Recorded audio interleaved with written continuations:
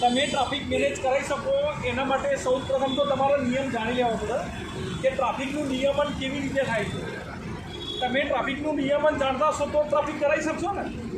પછી એક જણો આમ કરે ને એક જણો આમ કરે એટલે શું થાય, બધું ભેગું થઈ જાય. એટલે આપણે પહેલાં તો શું કે 5-10 નિયમો તમને જણાવ્યું હોય, પછી આપણે પ્રેક્ટિકલ કરીશું. જો સૌ પ્રથમ તો જ્યાં ટ્રાફિક જંકશન હોય, ચારે બાજુથી ટ્રાફિક આવતો હોય, તો દરેકે એક ખૂણે એક ટ્રાફિક માર્શલ ઊભા રહે.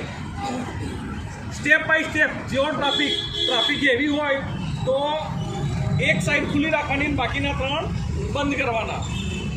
આ ખુલ્લી હોય એટલે આ માણસ આમ કરશે, પેલા લોકો હાથ કરીને ઊભા રહેશે એટલે ટ્રાફિક રોકાઈ જાય.